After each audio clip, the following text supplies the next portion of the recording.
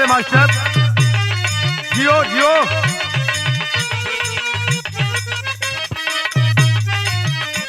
अरे वाह वाह, कोई जवाब नहीं है।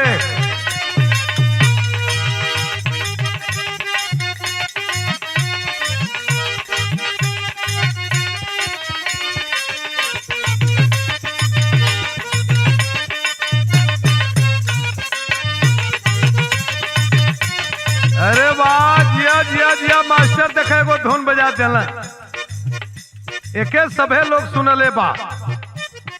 दिलवा ले गईला राजा बोतल में भर के, लेकिन ए धुन पर एक लाइन हम गाइला।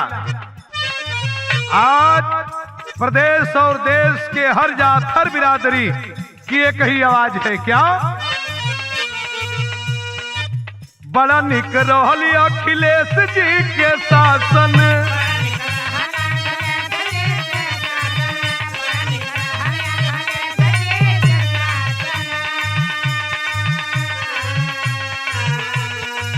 भूल गई जनता पाके 5 किलो राशन।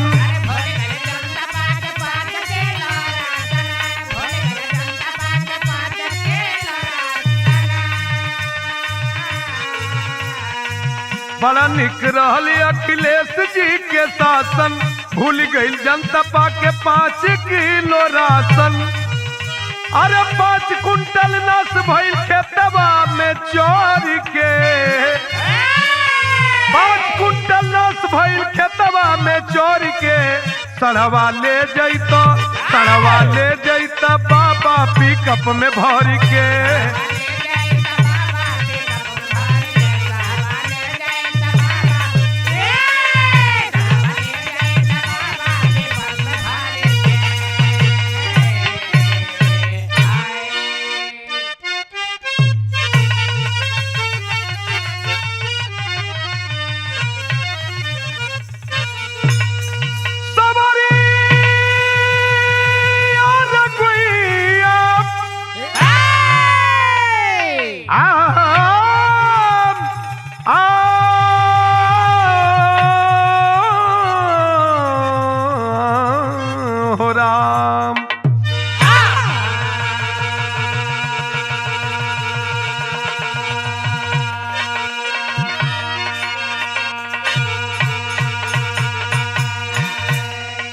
अच्छा साथियों, मैं बिरहा गायक धर्मेंद्र यादव, जनपद मऊ कोपागंज निवासी हूँ।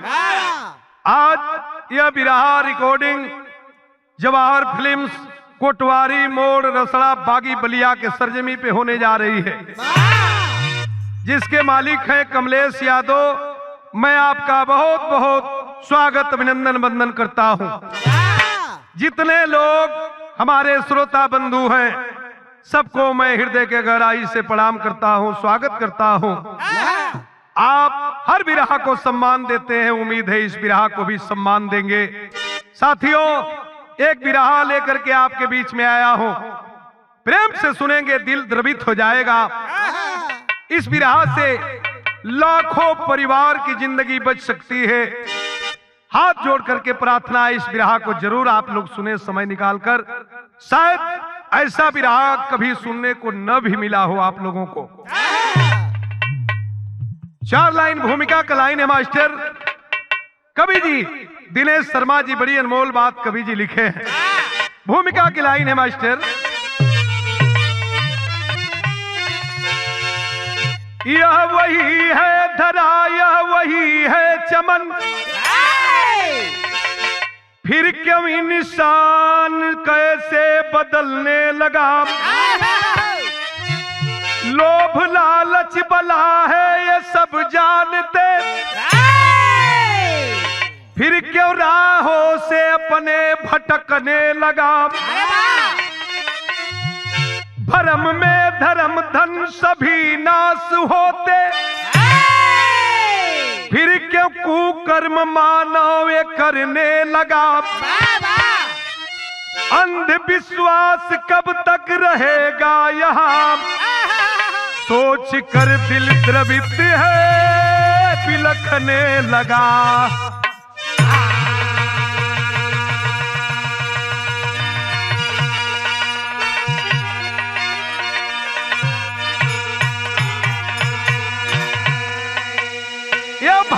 वही धर्मधारी धरती है जहाँ के इतिहासों में लिखा गया परहित के सेवा में गैरों के लिए अपने बेटा के ऊपर बाप और मतारी मिलकर के आरा चला दिए, दूसरे के लिए अपने शरीर के मांस को दान में दे दिए, दधीची ऐसे संत अपने हड्डी को दान में दे दिए। लेकिन बाहर जमाना आज ये क्या हो रहा है इस युग में। एक लाइन गजल बा, कौन गजल है मास्टर?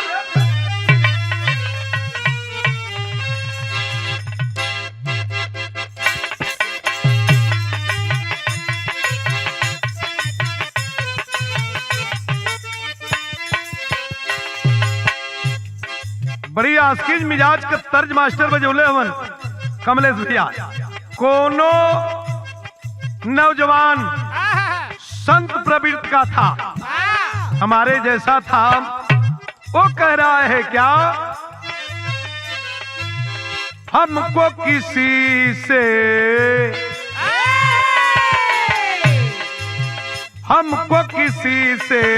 प्यार हुआ है,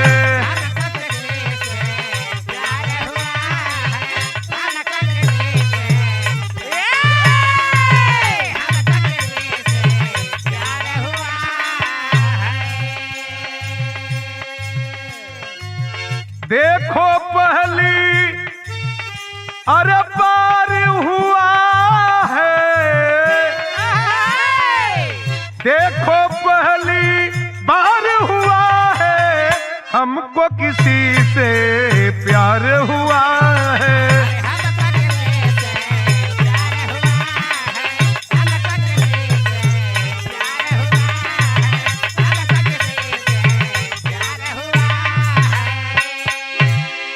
लेकिन भाव कवि जी कितना बढ़िया व्यक्त के लिए मत सुनेंगे। अरे दुनिया का 10 यही दुनिया का 10 तूर निराला,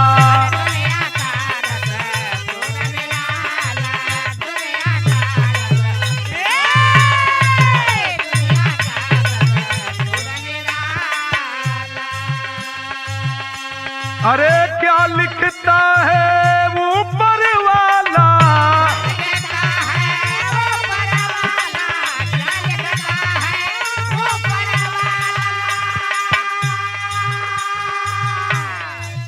क्या लिखता है ऊपर वाला, दुनिया का 10 तूर निराला।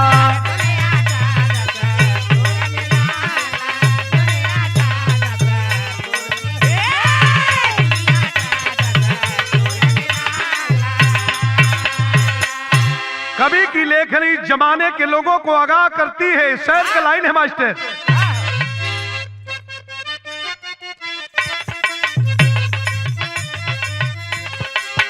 अंधविश्वास जब तक धरती से ना जाएगा,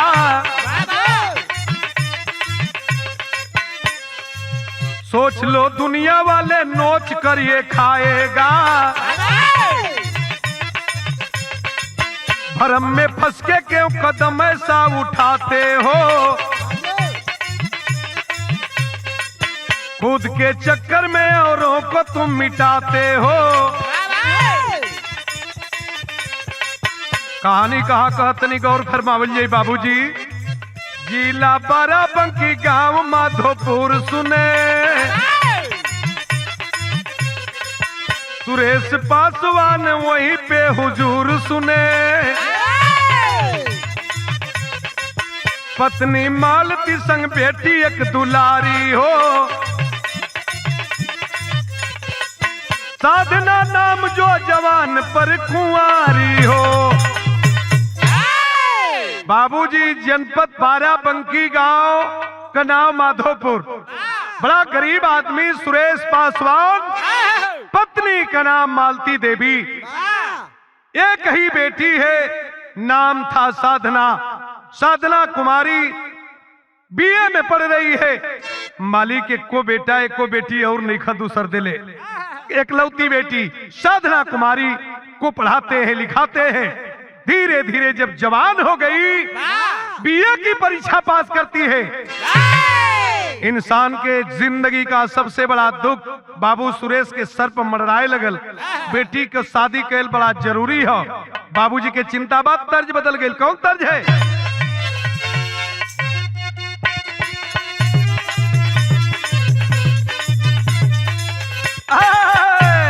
देखा हमारे मास्टर धुन कितना बढ़िया बजौले हवन। अरे गड़ी गड़ी जाए हो, गड़ी गड़ी जाए हथवा में कलमिया, गड़ी गड़ी जाए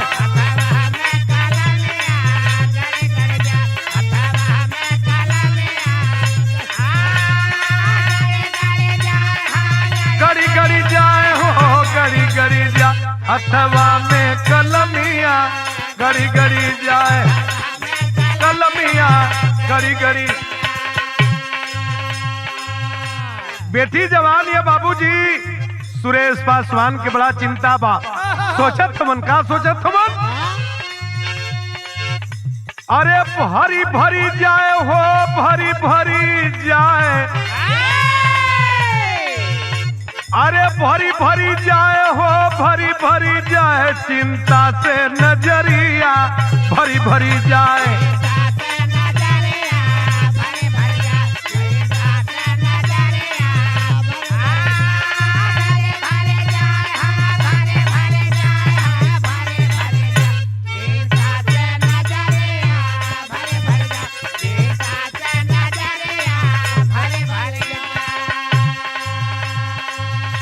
भर भर की तलाश में घूमा थमन। सुरेश पासवान लड़का खोजत खोजत कहाँ पहुंचल मत नहीं सुनल जाई। अरे कैले नेवादा सुरेश तब आई,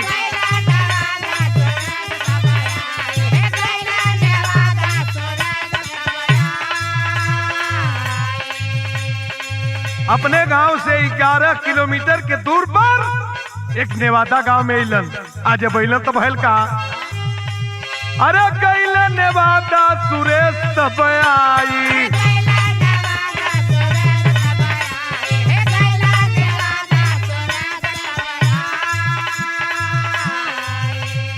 बाबू तय होई गइल विनोद से सगाई,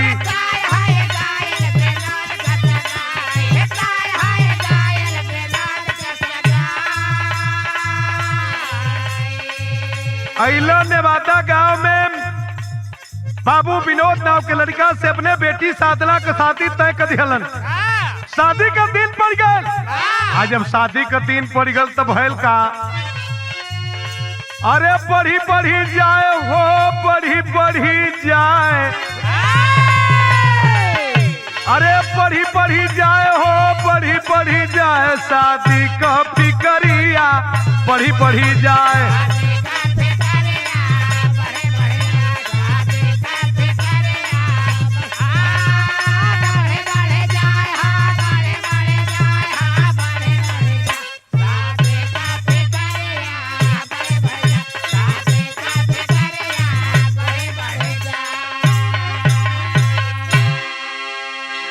शादी का दिन पर गए। जब शादी का दिन निश्चित हो गए, तैयारी में जुट गए बाबू सुरेश। समय से बारात साज करके विनोद पासवान अइलन है सुरेश के दरवाजे पर बारात लेकर के। जब बारात दरवाजे पर आई ले बाबू, वहां का सीन बाइक लाइन तर्ज हो।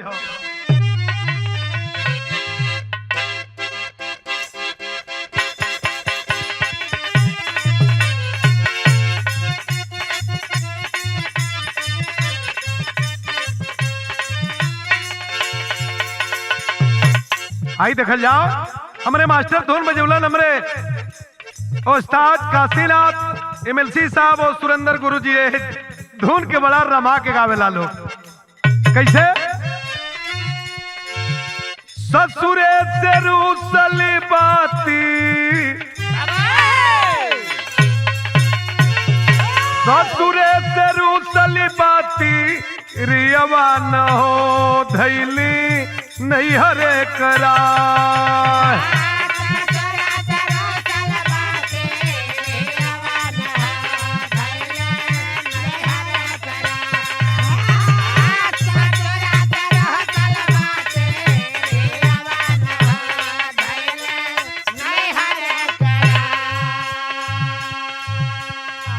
जब बारात आ गई है दरवाजे पर तो यहाँ का वातावरण किसन बात नहीं ई गौर कर बाबूजी। झूमत बाटे पूरा परी वरवा न हो,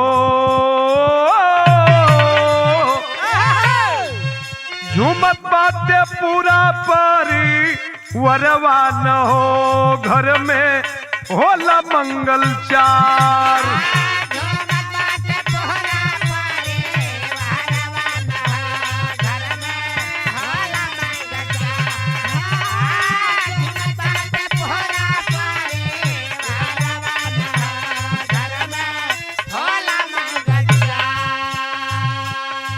मड़वा छवा गए बा। हाय देखा साधना बेटी दुल्हन के रूप में सजल है। लिखले हम कवि जी कितना बढ़िया भाव। मड़वा छवाइल सजल तन पर चुनारिया,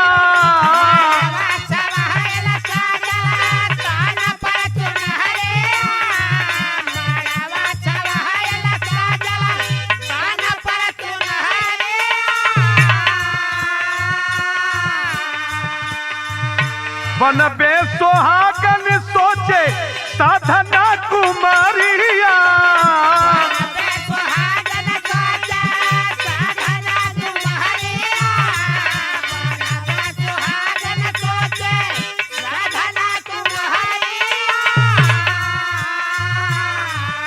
होत भोर जाइब हम ससुरवा न हो,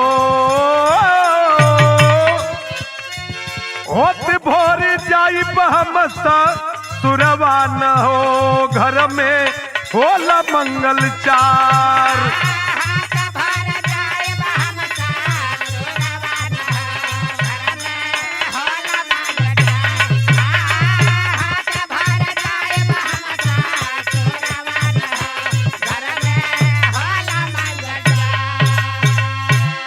दरवाजे पर आके दुल्हा का गाड़ी रुकल यहाँ परछन का तैयारी होके लगल। परछन का तैयारी बाबू थोड़ा ध्यान देके बिरहा में गजब हो गए। माई परछे खातिर घर में गईली परछन को सामान लेके कि अपने दामाद के परिछा जब लेके चलनी वही समय बारे विधाता का तनी सा नजर टेढ़ हो गई। भैल का अरे परिछा न चलली माई, ए बाबू परिछा न चलली माई ले करके थारिया,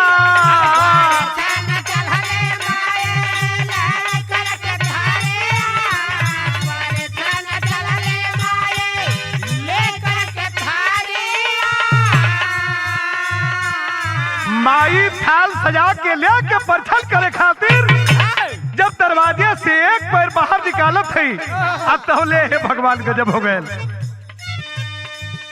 धैलस करंट बंद भैली नजरिया,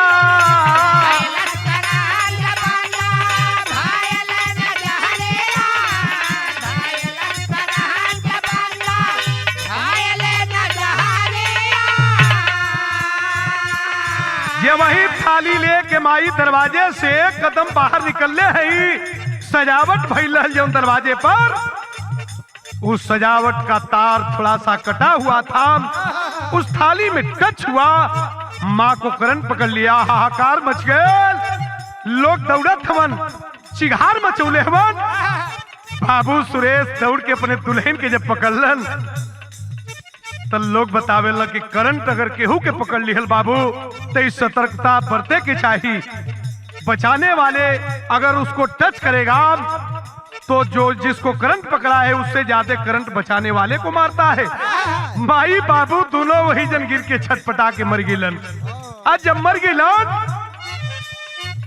माहुर भैली चुनारी से हरवा न हो, माहुर भैली चुनारी से हरवा न हो, घर में होला मंगल चार।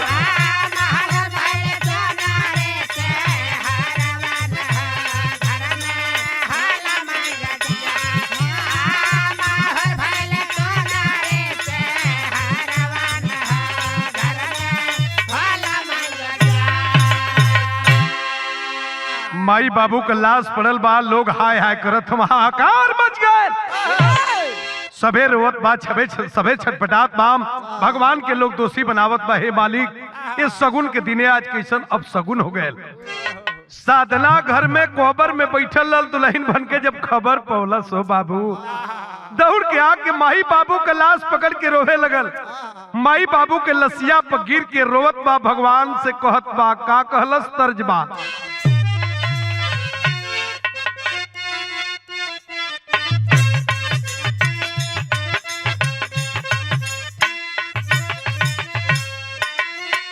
तर्ज को छोड़े आई गाना का भाव सुनल जा, कितना मार्मिक भाव हो।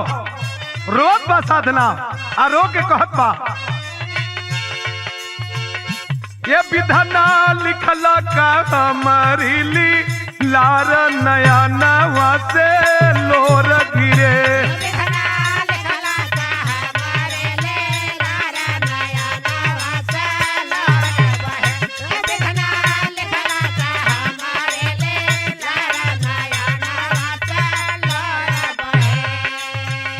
कोई माई बाबू के लसिया पर छटपटा के रोहत थियो, हथवा जमीनिया पर पीटत थियो, चुनरिया फाड़ के फेंकत थियो। ना सुहागन बनब, ना दुल्हन बनब, ना बियाह करब, अब हम जी के धरती पर का करब। हमर माई बाबू केहू ना बचल, कवन मुंह लेके ससुराल में जाई। रो रो के कहत बाम, फोड़ली हाथ का कंगनवा,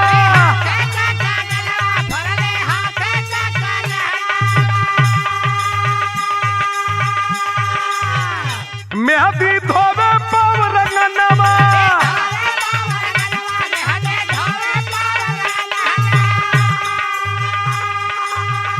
मेहदी धोवे पाव रंगनवा, दुल्हा बोलल बा मड़वा मा झार नया नवा से लोर गिरे,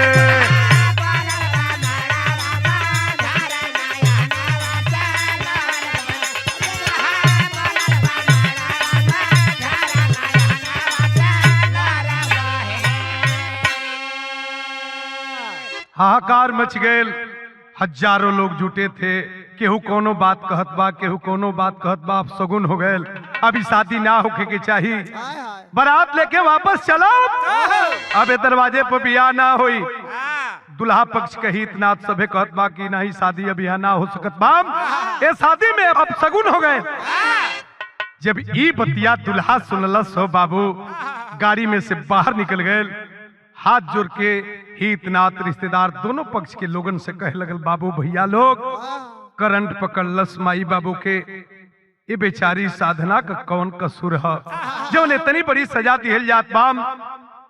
जेवन लिखेलन तेवन भगवान लिखेलन, जेवन करे लहा नीलाभ जीवन मरण जस अपजस विधियात। इमा साधना का कोनो कसूर ना बा, हम बियाह करब, चाहे पूरी दुनिया एक तरफ हो जा, शादी करब और शादी करके दुल्हन बना के लेके घरे चलब। सिंदूर मंगाया गया, शादी भइल। आज जब शादी भइल, सुबह के पहर में लाश का दाह संस्कार करके दोनों पक्ष के लोग और दुल्हन बना करके साधना को लेकर के जब चला है, वो समय टेरी के लाइन तेरे से बढ़ जमाइश है।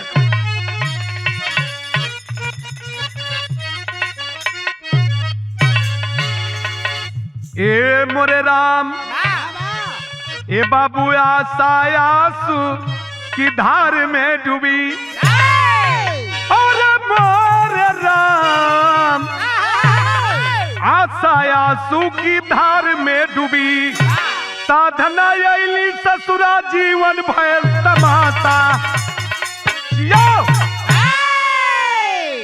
साधना अइली ससुरे जीवन भयल तमाशा, आंसू आशा के धार में डूबी।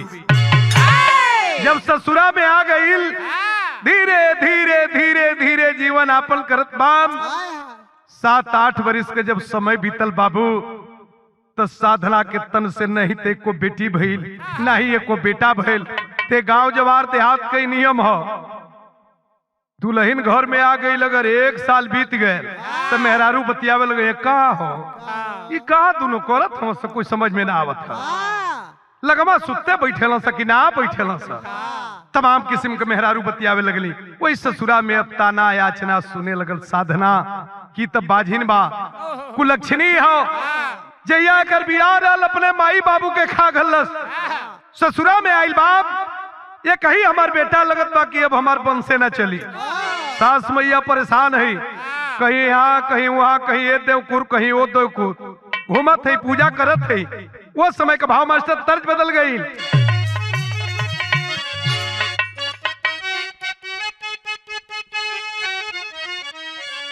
वाह ये धुन के आज तक कोनो जोड़ ना भैल। कामे गवैया वो जमाने में कैसे अरे कहवा के खयर चुनवा, अरे कहवा के पान, कहवा के टिकुली, अरे कहवा का टिकुली, अली लरवा मारे रे जान, कहवा के टिकुली। सही है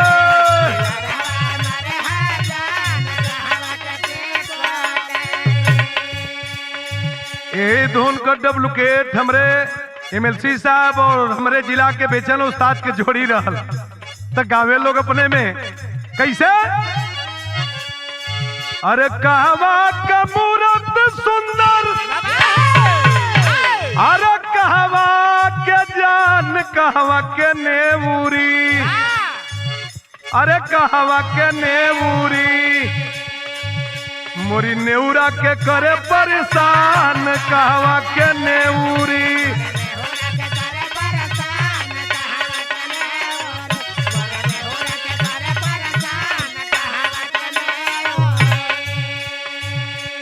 लीजिए साहित्य का आनंद लिखे हैं कवि जी। बरसे सबनमा नहीं, अरे पतझड़ी मझारी, कहीं सुमनवा हो बीना, अरे कहीं सुमनवा हो बीना, आई लागेला चमनवा अनार, कहीं सुमनवा हो बीना।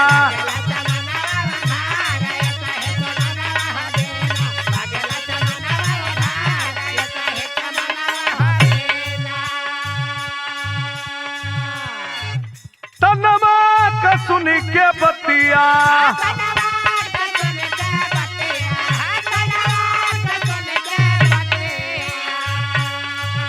साधना का फाटे छतिया,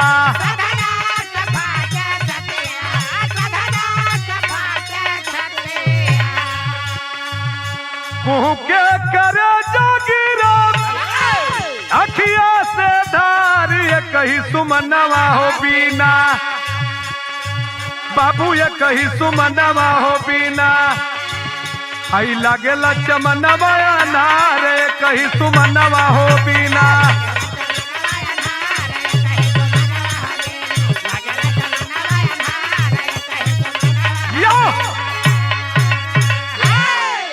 बाबूजी ताना मेहना सुनत बा साधना, भगवान का प्रार्थना करत बा हे मालिक हमार गोद भर दे तक कि दुनिया का मुंह चुप हो जाए। लेकिन भाव बड़ी बेजोड़ कवि जी लिखे हैं। महालटारी धन दौलत जागीर सभी मिल जाता है, महालटारी धन दौलत जागीर सभी मिल जाता है, बेटी चाहे बेटा हो मालिक मर्जी से पाता है। इनमें इंसान का बस नहीं बा, भगवान चाहिए तो उन्हें बगीचा में फूल खिली जो ना चाहिए तो न खिली। भाव कवि जी कितना बढ़िया लिखत हवन। लाख याचना करे साधना फिर भी मन पछताता है, का लिखला विधना लीलार में समझ में नहीं कुछ आता है। साधना रोवत बा बिलखात बा भगवान का प्रार्थना करत बा। हर सास मैया जवन है ये स्थाने वो स्थाने ये देवकुर वो देवकुर पूजा करत है। केहू बतावल कि फलाने जगह चल जा बहुत बढ़िया एगो ओझा हम सोखा उझार फूक दी है तोरे पतोई का लड़का हो जाई। सास मैया वो सोखा के पास गईली, आज सोखा का चरण पकड़ के रो रो के एक बात कहती, का कहली मास्टर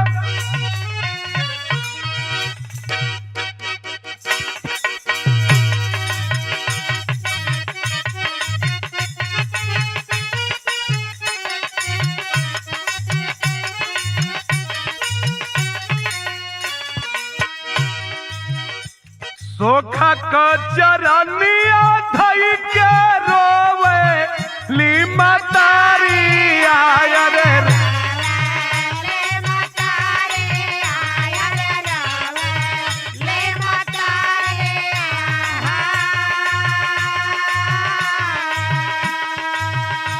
सोखा के चरनिया धई के रोवे ली मतारी आया रे रोवे ली मतारिया हो बाटे विपत्तिया बड़िया रन हो राम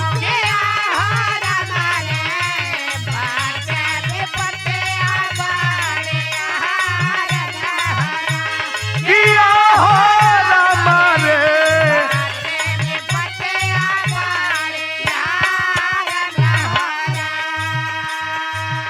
सोखा महाराज का पैर पकड़ के वो विनोद का मतारी साधना का सास रो रो के अपन विपत सुनावत है।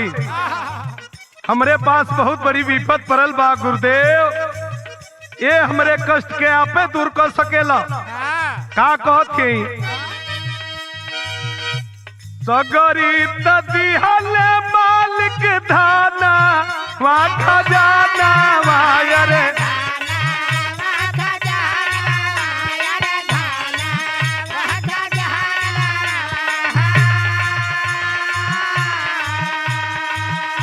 वंश बिना लागे सब बेकार न हो राम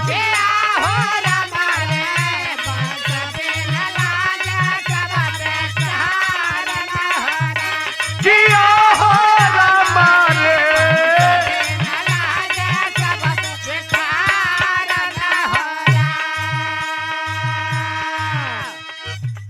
महाराज हमारे को नाती नतनी नहीं खन एक ही बेटा हो 8 बरिस हो गए बियाह भइले ने एको बेटी भइल ने एको बेटा भइल आज सोखा महाराज देखा सोखा महाराज का बताओ थवन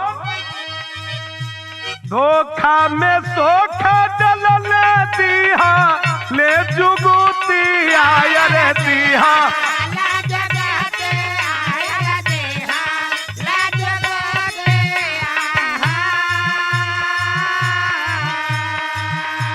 नर बलि बेबू होई कुमार न हो राम किया हो राम रे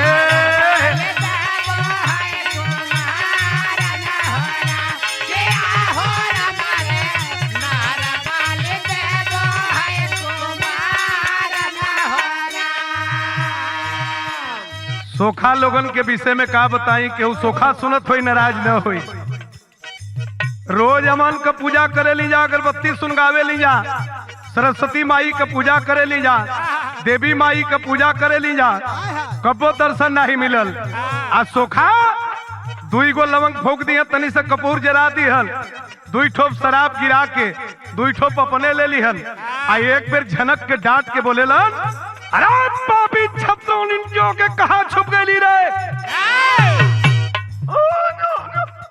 न उनके बोलावट डेरी न देवी के आवत डेरी 3 महीना का नहिले रही है गान खजुआवत रही है तबो देवी माई आ जाली देखा ये सोखा धोखा में डाल दिहलन बतौलन कि कई जन्म का पापी नहीं है तोर पतो 7 जन्म तक एकर बेटी बेटा कुछ ना हुई अगर बेटी बेटा चाहत है ते कही उपाय बा की जीव का बदला जीव कोनो लड़का का बलि दे दे तोरे पतो के लड़का हो जाई बाबू देखे यही से कहानी तनी सब मोड़ लिया भयल का बोली छोली देवे खातिर खोजे ला ला ला ना रे खोजे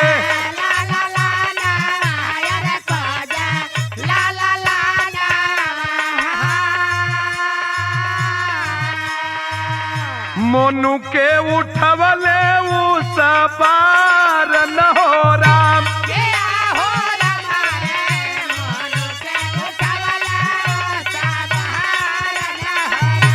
किया हो राम रे अरे आइए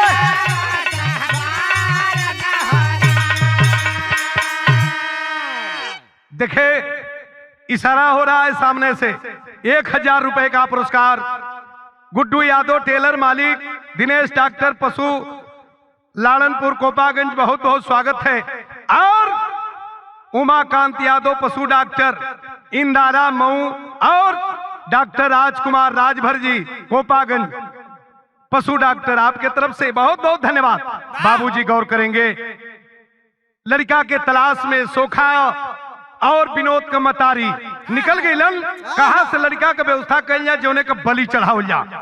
धीरे धीरे 2-4 महीना के जब समय बीतल, वही गांव के रहे वाले श्री राम साहनी का एक बेटा जिसका नाम था मोनू, गांव के बगल में एक स्कूल में पढ़ रहा था, कॉन्वेंट स्कूल में। उसी स्कूल के बाहर लड़का जब निकला है, भुलवावत फुसलावत इस सोखा और विनोद का मतारी लेके अपने घरे चली अलन।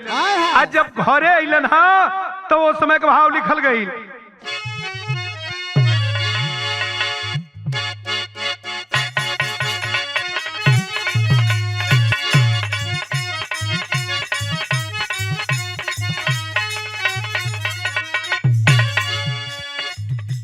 मास्टर थरज बजा दियलन।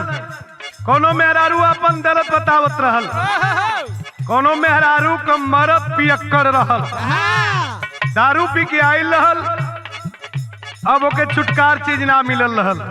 मेहरारू चावल दाल रोटी बना देले रहल। मेहरारू सवेरे बतावत रहल का रतिया बलमुआ बिहुअन गारी,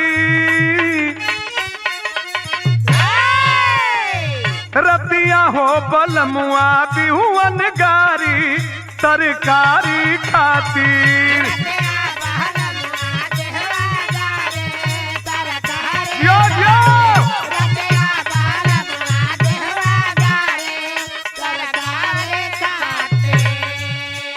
लड़का के टाफी दियलन, मिठाई दियलन, खेले का कुछ सामान दे दियलन। भुलवावत अपनी घरे लेके अलन। आ घर में लेके जब अलन हम तब देखे बाबू वो विनोद का मतारी साधना का सास कौन काम करत है। मली मली के धोवे लगली तनवा, मली मली के धोवे लगली तनवा न सुगनवा समझे।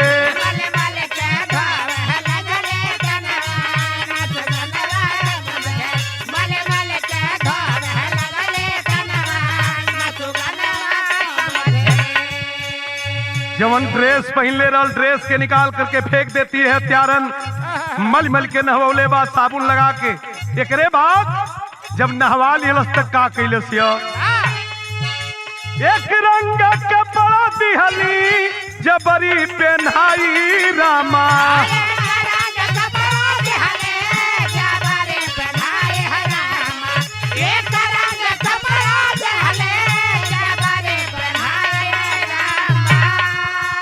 लाल रंग के कपड़े में उस बच्चे को लपेट देती है। और लपेट के वो लड़का समझत नहीं बाकी हमारे साथ होखे वाला का हो। एक रंग कपड़ा दिहली जबरी पेन्हाई रामा।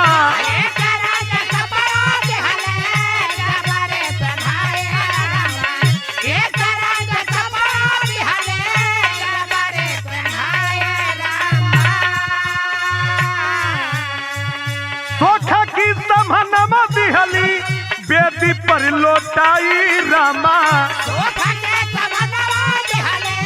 बेदी पर लेटाई रामा।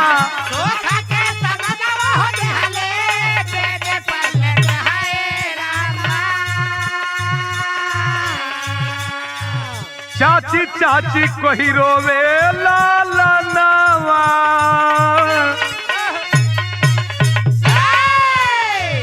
चाची चाची रोवे कही लाल नवा न सुगनवा समझे।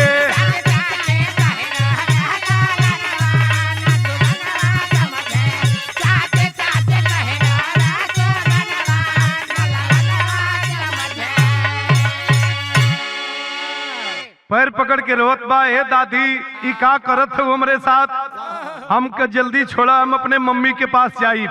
एक बात पापी नहीं सुनत बा, वही बेदी पर लेटा दियालस। बाबूजी जब बेदी पर लेटा दिलस, उठा लिया हाथ में सुम्ही को, सोखा गद्दार हरामजादा बच्चे को तन को लगा छेदने, खून बहे लगल।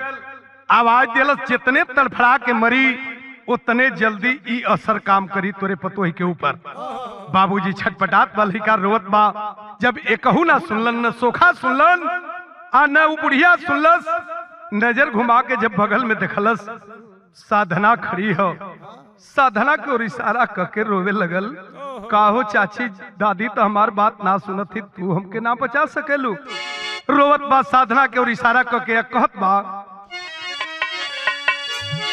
अरे सासत में परनवा बाटे, आफत में सुगनवा बाटे। सासत में परनवा बाटे, आफत में सुगनवा बाटे। अखिया से गिरे जल धार हो,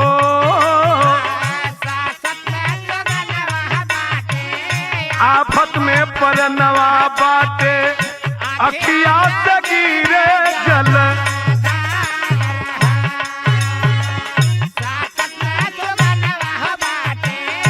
आफत में परनवा बाटे।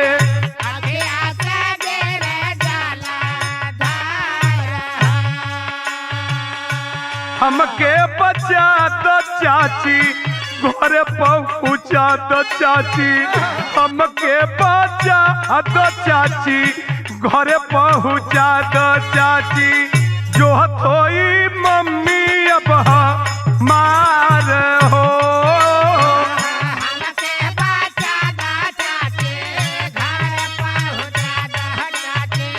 जो थोई है मम्मी अब मार हो। हमके बचा दो चाची, घर पहुँचा दो चाची। जो थोई है मम्मी अब दौड़ के साधना गोद में उठा लिया। ना चाहिए हमके बेटा, ना चाहिए बेटा। 7 जन्म तक बाझिन बन के रहब, लेकिन जियत जिंदगी में कबो ए बेटा पर, ए बेटा को बाल बाका ना होके दे। बहुत हो गए, निकल जा घर से। सोखा के डांटे लगल। सोखवा समझ गल कि तक कुल काम बिगाड़ दिहलस।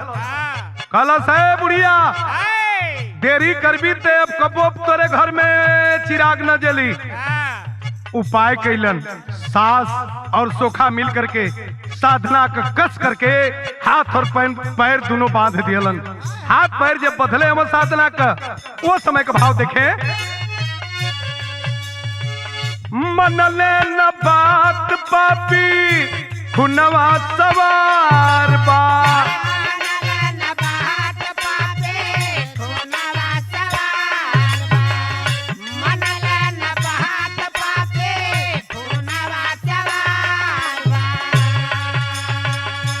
तनवा के छेद नीचे कहरत कुमार बा।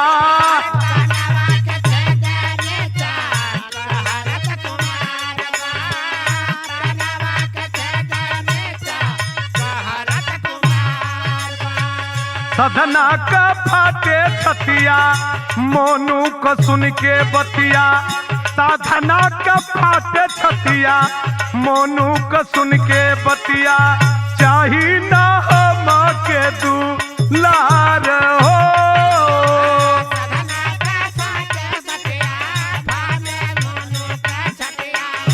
चाही ना हम के दुलार हो।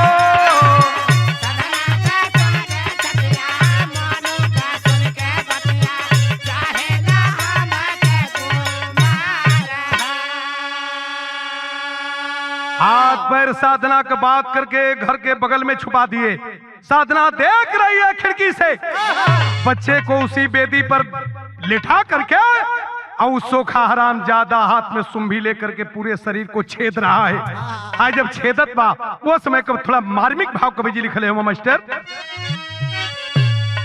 अरे देख दुर्दशा, ये भैया देख दुर्दशा। साधना गइल पगलाई, बबुआ चाही ना।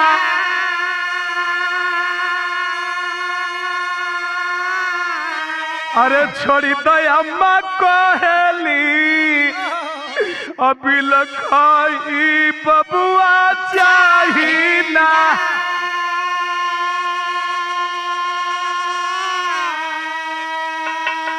हाथ जोड़ते पैर पकड़ती अम्मा तोरे घर से हम निकल के काले चल जाई भो अम्मा, लेकिन हमरे बचवा के जान छोड़ दे अम्मा। 7 जन्म तक बेगर बेटी बेटा का बाझिन बन के गुजर कर ले भो अम्मा, लेकिन केहू का लाल हो ऐसा मत कर काम हो अम्मा। कहत बा का कहलस की तनवा में हनवा सुन के आ काटी ले दिन हो हमसे न जियल जाई अब बन के अधीन हो। हे अम्मा ताना मेहना सुन के गुजर कर ली, लेकिन ऐसा मत कर। कहत बाका अरे सोखा छलिया बोलल बाप ऋषि आई बबुआ चाही ना। अरे ऋषि आई बबुआ चाही ना। अब भली भगवती मांगत बाटे आई बबुआ चाही ना।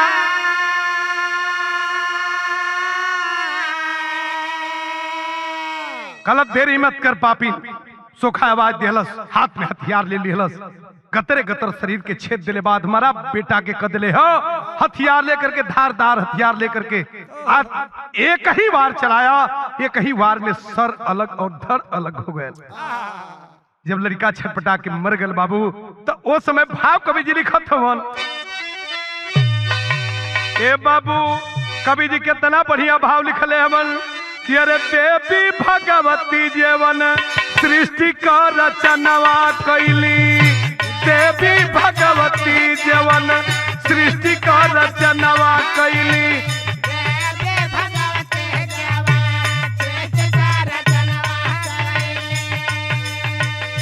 कैसे कबोली मंगी है करहो विचार।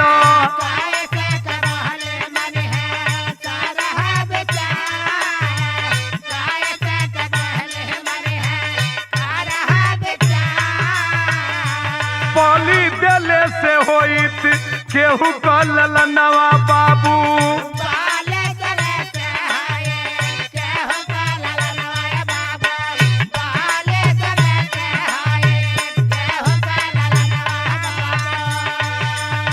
पैसा पर बिकैते बेटा लगी है बाजार।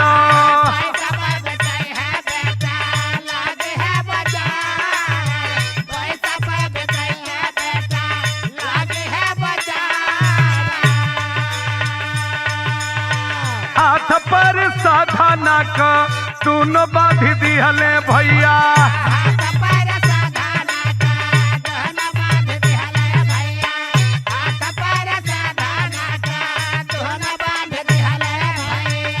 अलहर सुगनवा पर कोई दिहले वार।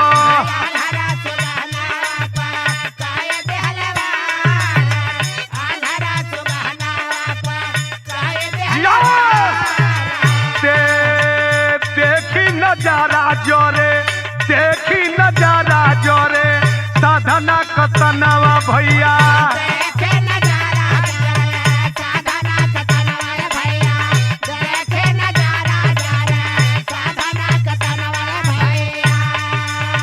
छतिया में अपनी हो मरली कटार।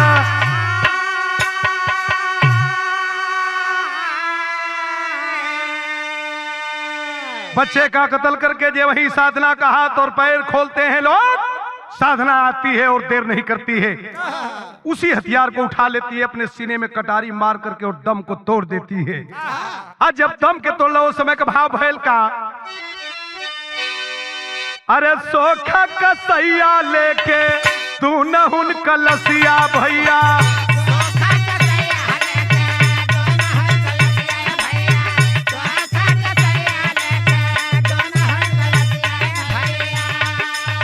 फेंकले बनीच जाई पोखरा बाजार।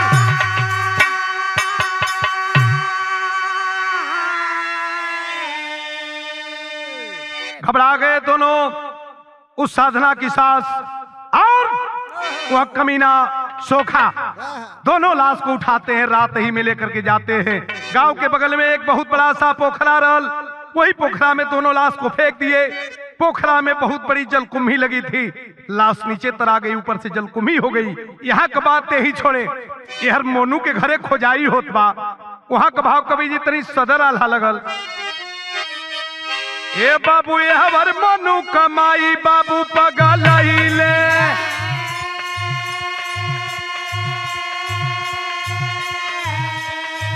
बाबू ये हवर मोनू कमाई बाबू पगलैले।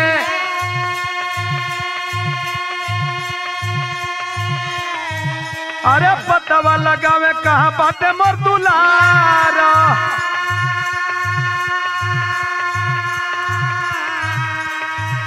खोजाई चालू हो गई। चारों तरफ छटपटा के खोजत लोग मोनू के। बहुत सवेरे थाने में खबर गई। थाना अध्यक्ष महोदय जब पहुंचे हैं दरवाजे पर, पता लगाने लगे तो दरोगा जी बड़े सूझबूझ से काम लिए कि पहले जब लड़का स्कूल से गायब हुआ है तो चलिए स्कूल के सीसीटीवी कैमरे को खंगाला जाए। आज जब सीसीटीवी कैमरा के खंगाल तब हैल का बाबू सीसीटीवी कैमरा विद्यालय का खोलैले।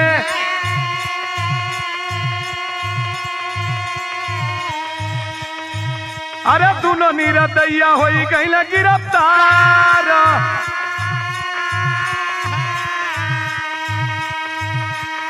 सीसीटीवी कैमरे को खंगाला गया तो देख रहे हैं लोग, दरोगा जी देखते हैं बच्चा बाहर निकलता है बस्ता लेकर के, सोखा के साथ वह चंडालिन पापिन साधना की सास उस बच्चे को गोद में उठाकर लेकर जा रहे हैं।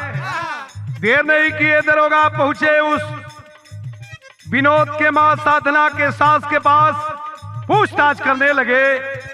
बताती है साहब स्कूल से जरूर लेके अली, सोचली गांव में एक लड़का घरे पहुंचा दी, लेकिन ये साहब हम तो गौवा के बहर में छोड़ दिली। दरोगा साहब कान के थप्पड़ मरना जब कान के ऊपर, जब एक कनपट्टी पे एक थप्पड़ लगा कला साहब अब मरला तो गई मरला, हम ही ना रहली। सोखा के भी बतौलस। आज जब सोखा के पकड़ के दरोगा जी लेके थाने में मारे लगलन कि लाश को कहाँ छिपाए हो, तब बतौलन का अरे दोनों निरदैया हो गई गिरफ्तार।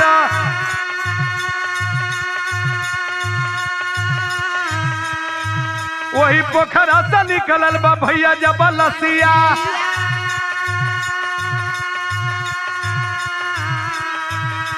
अरे वही पोखरा से निकलल बा भैया जब लसिया। हाय हाय कर सगरी गौआ जवार बोलो,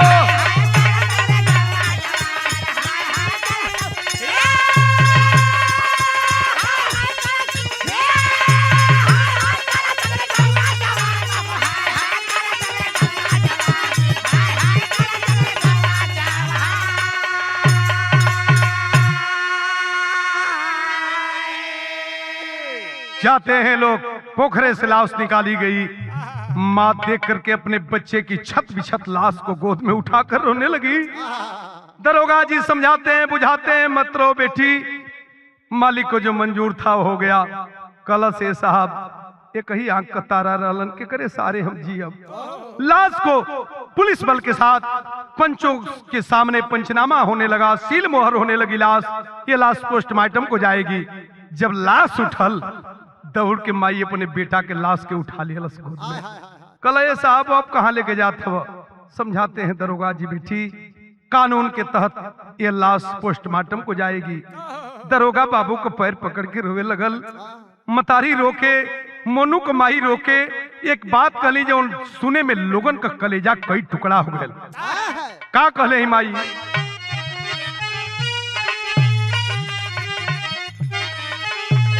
अरे दहके माई बाबू, ए भैया दहके माई बाबू, अब बात बानी रावा केतना अउरी सासत सही है हमार ही रावा।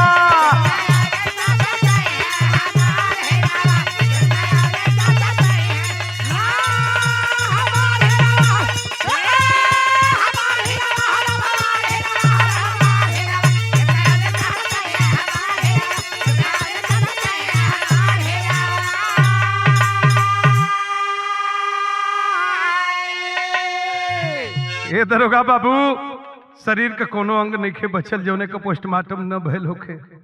अब कितना दुर्गत हमार लाल सही हो साहब। पैर पकड़ के रोक एक और बात कहलस। का कहलस? अरे गतर जे कर छेद गइल तनवा, कैसा का निकलल होई लाल का परनावा।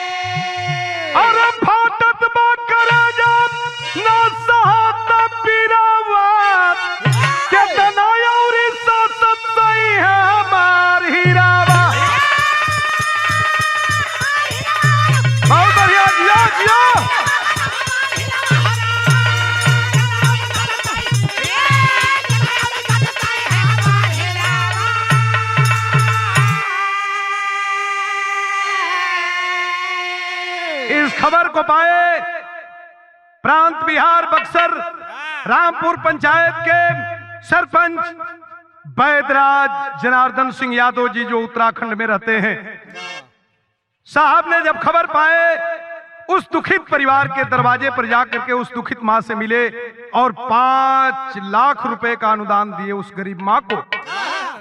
फिर पुरस्कार आया 500 रुपए का गुड्डू यादव टेलर मालिक मधुबन मऊ से उत्तर प्रदेश। बहुत बहुत धन्यवाद। इसलिए आप लोगों से निवेदन है भैया, अंधविश्वास में आप न पड़े, नहीं तो कितना घर उजड़ रहा है किसी सोखा ओझा के चक्कर में नहीं। इसलिए कि लिखे हैं तुलसीदास जी, जब हम रामायण को ही मानते हैं तो मानना पड़ेगा इस चौपाई को कि हानि लाभ जीवन मरण जस अपजस विधि हाथ। यहीं से गाना समाप्त हुआ। कुसुम पराग स्वामी गुरुदेव भरम भावना छोड़े, काशीनाथ गुरु सुरेंद्र नाथा मानवता से जोड़े। ए बाबू आशा आंसू की धार में डूबी, ए बाबू आशा आंसू की धार में डूबी, दिनेश धर्मेंद्र जन जीवन बुझा तमाशा, आशा आंसू की धार में डूबी।